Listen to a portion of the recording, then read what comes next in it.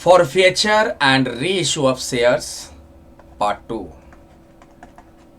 Question number 1. X Limited forfeited 30 shares of 10 each fully called off held by a shareholders. एक shareholder के पास 30 shares हैं, उस share को क्या किया गया? फॉरफेट किया गया, जब्त किया गया. This share holder has paid 3 on application. उसने केवल 3 रुपये अप्लीकेशन का दे रखा था, तो हम लोग क्या करेंगे? जितना वो पेड कर रखा उतना हम फॉरफेट करेंगे, यानी कि 3 रुपये पर शेयर के हिसाब से फॉरफेट होगा. बट वॉज अनेबल टू पे 4 on allotment and 3 on final call, यानी कि अलॉटमेंट और फाइनल कॉल पे कॉल्स इन एरियर हो गया. आगे लिखा है दिस फॉरफेटेड शेयर्स वेयर री इशूड टू राजू फॉर 10 पर शेयर. और यहाँ पे जो शेयर जब्त किया गया उस शेयर को क्या किया गया है? री इशू किया गया. आपको जनरल एंट्री बनाना है फॉरफेचर का और री इशू का, दोनों का. तो री इशू ऑफ शेयर का मतलब क्या होता है, पहले दोबारा देख लेते हैं.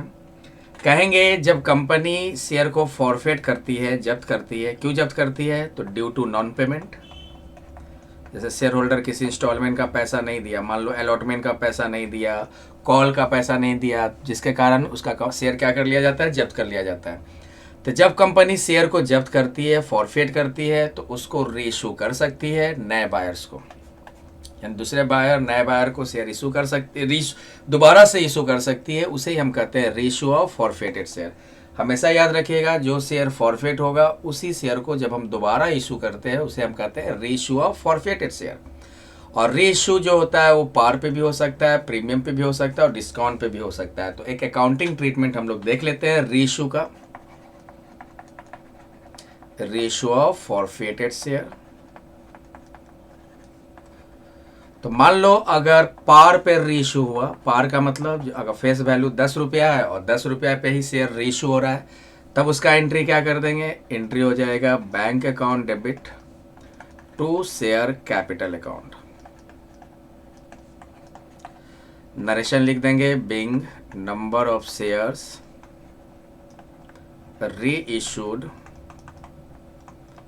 Eight par. अगर मान लो प्रीमियम पे रीइशू होता है तब क्या एंट्री करेंगे? तब एंट्री होगा bank account debit to share capital account और to security premium account, to security premium account. Narration लिख देंगे being number of shares reissued at premium. अब मान लो डिस्काउंट पे री इशू होता है एट डिस्काउंट. डिस्काउंट का मतलब फेस वैल्यू से कम वैल्यू पे री इशू किया जा रहा है, तब क्या एंट्री करेंगे? तब एंट्री होगा bank debit.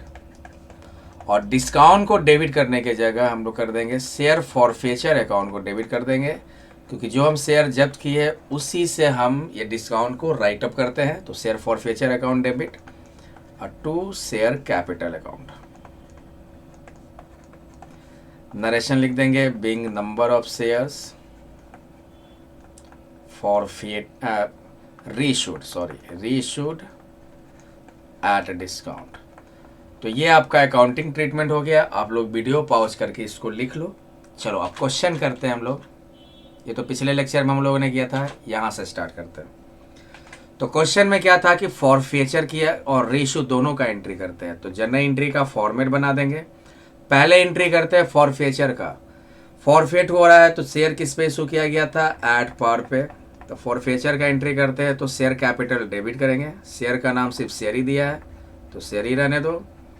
Share capital account debit और टू शेयर फॉरफेचर अकाउंट, जो पैसा जब्त किए. जब पैसा हम रिसीव करते हैं तो बैंक से डेबिट करते हैं और वही जब्त होगा जब जो पैसा जो हम जब्त करते हैं तो शेयर फॉरफेचर अकाउंट से क्रेडिट करते हैं. और जो कॉल्स इन एरियर होगा तो कॉल्स इन एरियर को भी क्रेडिट कर दो. किस पे है? अलॉटमेंट पे, टू शेयर अलॉटमेंट अकाउंट. ये फॉरफेचर एंड रीइशू ऑफ शेयर का पार्ट 2 लेक्चर है. पार्ट 1 हो चुका है, तो जिन बच्चों का पार्ट 1 नहीं देखा हो पहले देख के आओ, तब पार्ट 2 देखो. तो कॉल सीनेरियर आपका कितना है? शेयर अलॉटमेंट पे 4 रुपया और फाइनल कॉल पे भी है तो to share final call account. Amount कैसे देंगे? तो शेयर कैपिटल में अमाउंट देंगे number of shares forfeited into called up amount, जो कि 10 रुपया है. तो 30 गुने 10 300. जब्त कितना किए, तो 3 रुपया ही पेड किया था, तो 3 रुपया हम जब्त कर लेंगे। तो एक शेयर का 3 और 30 शेयर है तो कितना होगा 90। अलॉटमेंट पे 4 है तो 30 इंटू 4 120। फाइनल कॉल पे 3 है तो 30 इंटू 3 90। नरेशन लिख दोगे, being 30 shares forfeited due to non-payment of allotment and final call. Non-payment of allotment and final call.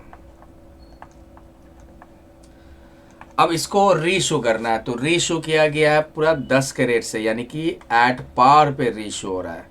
तो एंट्री आप लोग लिख लिए हो, एट पार पे एंट्री करेंगे तो क्या होगा रीइशू का, bank account debit to share capital account, bank account debit to share capital account. 10 रुपया और कितना शेयर रीइशू हो रहा है, तो 30 शेयर रीइशू हो रहा है। इसको कहते हैं फुल्ली रीइशू। फुल्ली रीइशू मतलब जितना शेयर जब्त हुआ पूरा का पूरा शेयर रीइशू हो जाए उसे हम कहते हैं फुल्ली रीइशू हो रहा है। तो 30 शेयर जब्त किए थे, 10 के रेट से रीइशू कर रहे हैं, तो 30 इंटू 10 कितना होगा 300। नरेशन लिख दो, being 30 shares reissued at par.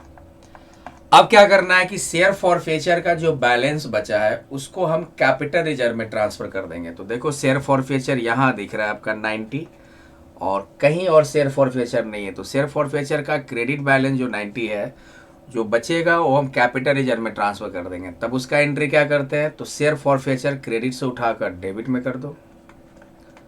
तो शेयर फॉरफेचर अकाउंट डेबिट किस में ट्रांसफर कर देंगे, कैपिटल रिजर्व में।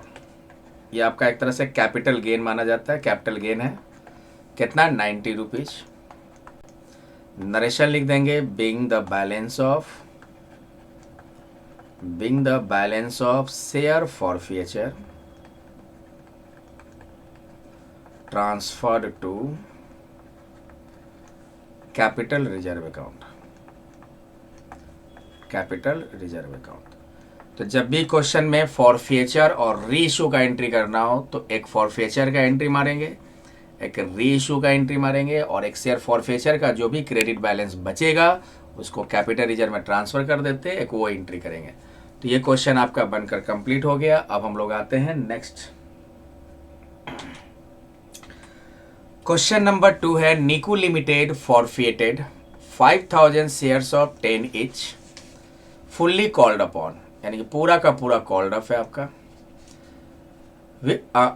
Fully called upon which Mrs Anna has paid only application, केवल एप्लीकेशन का पैसा उसने दिया है और अलॉटमेंट का पैसा दिया है, जो कि मिलाकर कितना दिया है 6 रुपया हो गया आपका, यानी कि एप्लीकेशन और अलॉटमेंट दोनों मिलाकर 6 रुपया हो गया।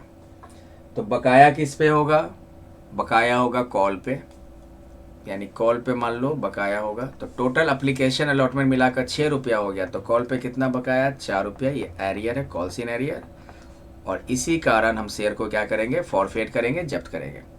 तो शेयर फॉरफेट हो गया 5000 शेयर, सारा शेयर रीइशू किया गया, यानी कि फुल्ली रीइशू हो रहा है, फुल्ली रीइशू, पूरा का पूरा शेयर जितना जब्त हुआ रीइशू किया जा रहा है। मिस्टर अभी को कितना पे 9, यानी कि 10 रुपया फेस वैल्यू है, 9 पे कर रहे हैं, तो एट डिस्काउंट पे रीइशू हो रहा है।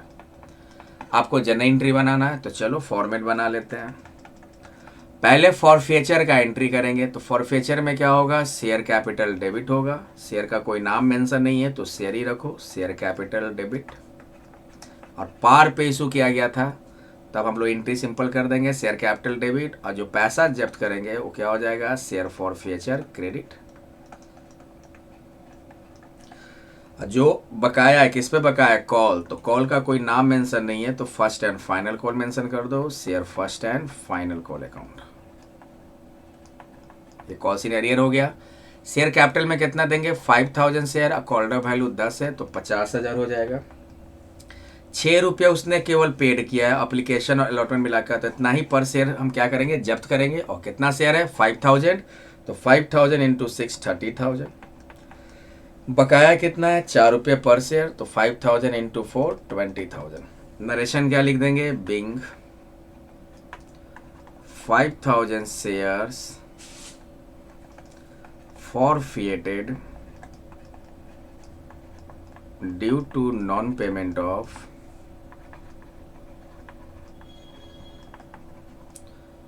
First and final call.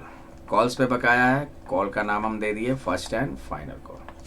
अब इसको रीइश्यू किया जा रहा है 9 पे, मतलब डिस्काउंट पे रीइश्यू हो रहा है। तो आप लोग कॉपी में एंट्री लिखे हो, क्या एंट्री होगा, बैंक डीआर, डिस्काउंट की जगह क्या करते हैं, शेयर फॉरफेचर से राइट अप करेंगे, share forfeiture account debit to share capital account. पूरा का पूरा शेयर रीइश्यू हुआ, जितना फॉरफेट हुआ था, तो 5,000 और फेस वैल्यू तो 10 ही है ना, तो 5,000 इंटू 10 50,000। 9 रुपीज़ के रेट से किया तो 9 रुपीज़ पर शेयर आएगा, तो 5,000 इंटू 9 45,000। 1 रुपये डिस्काउंट हो गया तो 5,000 इंटू 1 5,000। नरेशन क्या लिखेंगे, being 5,000 shares reissued at discount. अब क्या करना है, शेयर फॉरफेचर का क्रेडिट बैलेंस जो बचेगा उसको कैपिटल रिजर्व में ट्रांसफर करना है। तो देखो आप लोग, शेयर फॉरफेचर यहाँ क्रेडिट में है 30,000 और यहाँ पे राइट अप कर दिए, देखो डेबिट में है 5,000। तो 30,000 में 5,000 आपका राइट अप हो गया, तो अभी भी शेयर फॉरफेचर का क्रेडिट बैलेंस कितना बच रहा है, 25,000। उसको हम कैपिटल रिजर्व में ट्रांसफर कर देंगे, तो शेयर फॉरफेचर क्रेडिट से उठकर डेबिट में आ जाएगा। और क्रेडिट में किस अकाउंट में ट्रांसफर कर रहे हैं, कैपिटल रिजर्व अकाउंट में। कैपिटल रिजर्व अकाउंट में कितना होगा, 30 में से 5 माइनस करेंगे 25,000। नरेशन हो जाएगा, being the balance of share forfeiture, being the balance of share forfeiture transferred to capital reserve account. तो ये भी हमारा क्वेश्चन बनकर कंप्लीट हो गया। अब आते हैं नेक्स्ट क्वेश्चन में। Next question, X limited forfeited 2,000 shares of 10 is fully paid up, fully called up. और नॉन पेमेंट किया है अलॉटमेंट पे, जिसमें प्रीमियम भी आपका इंक्लूड है, यानी कि कह सकते हो कि प्रीमियम पे है आपका, यानी कि फॉरफेचर का एंट्री करना है प्रीमियम पे। तो प्रीमियम पे भी 2 केस था, एक था कि जब प्रीमियम का पैसा रिसीव करते हैं और एक था जब प्रीमियम का पैसा रिसीव्ड नहीं होता है। तो यहाँ बताओ, प्रीमियम का पैसा रिसीव्ड हो रहा है, नहीं हो रहा है, नॉन पेमेंट ऑफ अलॉटमेंट 6 रुपया, जिसमें 2 रुपया प्रीमियम भी है। फिर उसको रीइश्यू कर दिया गया 9 के रेट से, यानी कि 10 वाला चीज़ 9 में दे रहे, डिस्काउंट पे रीइश्यू हुआ। तो आपको जनरल एंट्री बनाना, तो किसका बनाना है, फॉरफेचर और रीइश्यू का। तो पहले हम जनरल एंट्री का फॉर्मेट बना लेंगे। फॉरफेचर में प्रीमियम यहाँ पे नॉट रिसीव्ड है, तो नॉट रिसीव्ड में प्रीमियम अकाउंट यूज करते हैं, जैसे हम लोग पिछले लेक्चर में पढ़े थे। तो शेयर कैपिटल को डेबिट कर दो, शेयर का कोई नाम मेंशन नहीं है। उसके बाद क्या करो, शेयर कैपिटल को डेबिट कर दोगे। उसके बाद सिक्योरिटी प्रीमियम का पैसा नहीं आया है, तो सिक्योरिटी प्रीमियम को भी हम डेबिट करेंगे। जब आप लोग को याद होगा, जब इशू करते हैं तो कहाँ दिखाते हैं, क्रेडिट में, और जब वही आप फॉरफेट करोगे तो रिवर्स एंट्री मार दो, यानी कि सिक्योरिटी प्रीमियम डेबिट हो जाएगा।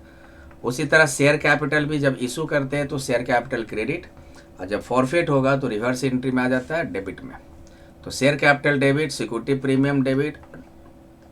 तो क्या कर देंगे, जो पैसा जब्त हुआ, तो पैसा जब रिसीव करते हैं तो बैंक अकाउंट डेबिट करते हैं, वही फॉरफेचर होगा तो ये रिवर्स एंट्री कर दो क्रेडिट में। बस बैंक न लिख कर क्या लिखते हैं, share forfeiture account.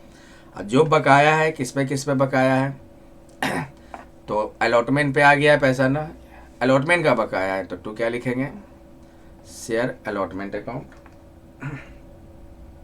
To share allotment account. जिस पे बकाया है उसको हम क्रेडिट कर देंगे। जब हम लोग इशू करते हैं तो कॉल्स इन एरियर को डेबिट में दिखाते हैं, और जब फॉरफेट करेंगे तो उसको भी रिवर्स कर देंगे क्रेडिट में, कॉल्स इन एरियर। बस यहाँ मेंशन करना होगा कि कॉल्स इन एरियर किस पे है, तो किस पे है, अलॉटमेंट पे है। अब अमाउंट दो, शेयर कैपिटल कितना लेंगे, 2,000 गुने 10 फेस वैल्यू से, प्रीमियम 2 रुपये, तो 2,000 गुने 2 4,000। फॉरफेट कितना करेंगे, तो देख लो 10 रुपया में 6 रुपये आया है, तो इसको अगर दिखाना चाहे तो इसके पहले का एप्लीकेशन ले लो, अलॉटमेंट ले लो। तो अलॉटमेंट 6 में प्रीमियम इंक्लूड है, मतलब 4 + 2 प्रीमियम होगा, दोनों मिलाकर 6 रुपया। तो एप्लीकेशन पे कितना आया, 6 रुपया आ गया होगा। एप्लीकेशन पे कितना आया, 6 रुपया आ गया होगा। तो 6 और 4 क्या हो गया, 10 रुपया। तो इतना पेड हो गया है, क्योंकि अगर क्वेश्चन में लिखा है नॉन पेमेंट और अलॉटमेंट, इसका पैसा नहीं आया, मतलब एप्लीकेशन का पैसा आ गया। कितना निकाले, 6 रुपया, और कितना शेयर है, 2000।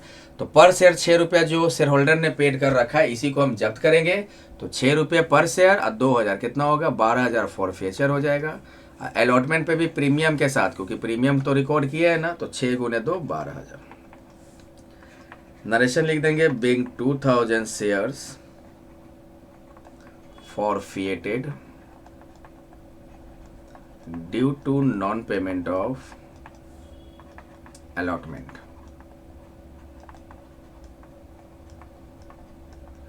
उसके बाद लिखा है कि पूरे शेयर्स को, ऑल द शेयर, मतलब कि फुल्ली रीइश्यू हो गया। फुल्ली रीइश्यू, जितना शेयर जब्त हुआ पूरा रीइश्यू हो रहा है।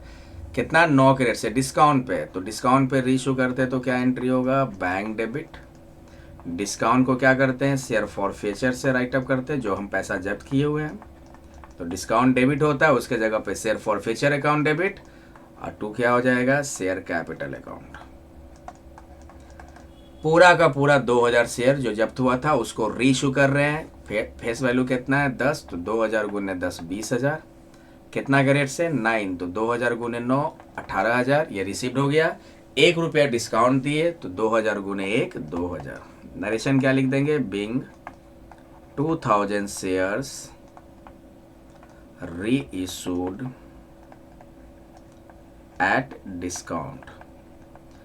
अब क्या करना है कि शेयर फॉरफीचर का जो बैलेंस है, देखो कितना बैलेंस है, क्रेडिट बैलेंस 12000 और डेबिट में राइटअप कितना हुआ, 2000। तो बचा कितना, 10000। उसको कैपिटल रिजर्व में ट्रांसफर कर दो। तो थर्ड एंट्री होगा शेयर फॉरफीचर अकाउंट डेबिट और 2 capital reserve account.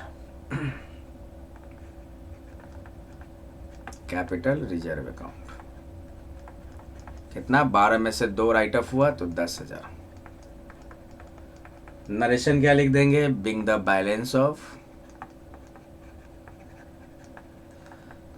Balance of share forfeiture transferred to capital reserve account. Transferred to capital reserve account. अब मान लो इसी क्वेश्चन में दे देता, मान लो ये तो क्वेश्चन बनकर हमारा कंप्लीट हो गया। अब मान लो दे देता कि जो शेयर रीइश्यू हो रहा है 9 की जगह 11 रुपये में रीइश्यू हो रहा है, तब क्या एंट्री करते हैं, तो कह सकते हैं कि शेयर रीइश्यू हो रहा है किस पे, प्रीमियम पे हो रहा है। तो पहला एंट्री फॉरफीचर का तो सेम करते हैं। सेकेंड एंट्री देख लो, सेकेंड एंट्री यहाँ कर दे रहे हैं। अगर हम 11 में रीइश्यू कर रहे हैं तो 11 में रीइश्यू कर रहे हैं, तब एंट्री क्या होता है, bank DR to share capital, मतलब प्रीमियम पे रीइश्यू हो रहा है तो 2 शेयर कैपिटल अकाउंट, और 2 क्या हो जाता है, सिक्योरिटी प्रीमियम अकाउंट। कितना शेयर रीइश्यू हो रहा है, 2000। फेस वैल्यू 10 है तो शेयर कैपिटल में 20000। 10 का चीज 11 में कर रहे हैं तो 1 रुपया प्रीमियम, तो 2000 गुने 1 2000, टोटल हो जाएगा 22000। नरेशन क्या लिख देते हैं, being 2000 shares reissued at premium. और थर्ड एंट्री कैपिटल रिजर्व में कितना ट्रांसफर होता है, तो देखो शेयर फॉरफीचर का क्रेडिट बैलेंस 12000 और यहाँ तो है ही नहीं, तो पूरा का पूरा ये जो 10000 की जगह कितना ट्रांसफर हो जाता है, 12000 ट्रांसफर हो जाता है। तो ये ऐसा इसलिए बता दिए क्योंकि क्वेश्चन में हो सकता है दे दे कि शेयर जो रीइश्यू हो रहा है वो प्रीमियम पे हो रहा है, तब क्या एंट्री करेंगे। तो ये हमारा क्वेश्चन कंप्लीट हो गया। अब आते हैं question number 4, the directors of D limited. ध्यान से समझना, ये क्वेश्चन बहुत ही इंपॉर्टेंट क्वेश्चन है। The directors of D limited resolved on 1 May 2022 that 2000 equity shares of 10 each, उसमें 750 पेड हुआ। तो जितना पेड हो गया फॉरफेट कर लेंगे, जब्त कर लेंगे। और फाइनल कॉल पे नॉन पेमेंट है 2.5। 10 जून 2022 को 1800 ही शेयर रीइश्यू हुआ। देखो जब्त हुआ है 2000 और 1800 रीइश्यू हुआ है, तो इसको कहते हैं partial reissue. Partial reissue of shares, मतलब जितना शेयर जब्त हुआ उससे कम शेयर अगर रीइश्यू हो तो कहते हैं पार्शियल रीइश्यू ऑफ शेयर। कितना के रेट से, 6 रुपये के रेट से। आपको क्या करना है, यानी कि डिस्काउंट पे रीइश्यू हो रहा है, तो क्लियर है। 10 फेस वैल्यू है, 6 पे कर रहे हैं तो डिस्काउंट पे। आपको एंट्री करना है दोनों। तो पहले हम लोग जनरल एंट्री का फॉर्मेट बना लेंगे। फॉरफेट किया गया मई 2022, तो इसमें डेट दिया है तो डेट मेंशन करके एंट्री करोगे। किस पे हो रहा है, तो एट पार ही लिखा हुआ है, मतलब कि पार पे हम फॉरफेट का एंट्री करेंगे। तो क्या करेंगे, शेयर कैपिटल में आपका इक्विटी दिया है, तो इक्विटी शेयर कैपिटल डेबिट, फॉरफेचर में शेयर कैपिटल को रिवर्स करेंगे, मतलब डेबिट। प्रीमियम तो है नहीं, क्रेडिट में क्या कर देंगे, जो पैसा जब्त हुआ उसको शेयर फॉरफेचर अकाउंट में क्रेडिट कर दो, क्योंकि जब हम पैसा लेते हैं तो बैंक डेबिट होता है, और जब हम क्या करेंगे जब फॉरफेट करेंगे तो बैंक क्रेडिट नहीं करेंगे, क्योंकि बैंक क्रेडिट करने का मतलब तुम पैसा रिफंड कर रहे हो, लेकिन ये पैसा रिफंड थोड़ी हो रहा है, तो उसके जगह पे हम लोग शेयर फॉरफेचर अकाउंट यूज करते हैं। अब बकाया किस पे है, equity share final call, equity share final call account. Amount कैसे भरोगे, तो 2000 शेयर जब्त हो रहा है, कॉल्ड अप वैल्यू 10, 20,000।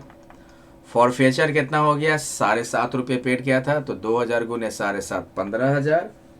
5,000 क्या हो गया, बकाया हो गया, 2.5 रुपये पर शेयर है, तो 2000 गुने 2.5, 5,000। नरेशन क्या लिखेंगे, बिंग 2000 इक्विटी शेयर्स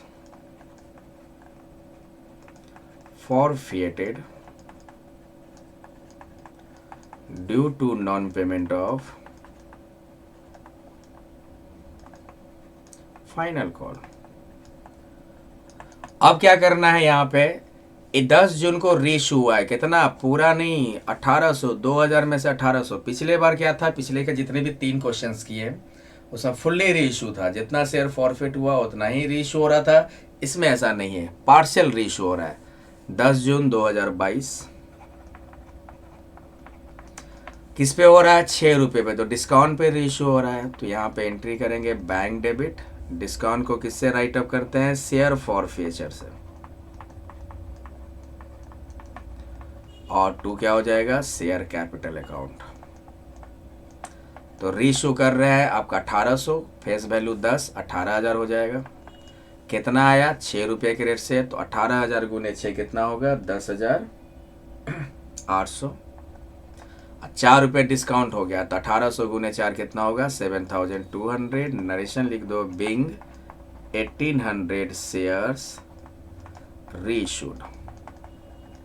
अच्छा, यहाँ पे इक्विटी लिख दो, इक्विटी शेयर कैपिटल दी, इक्विटी शेयर दिया है, तो 1800 से रीइशूड एट डिस्काउंट।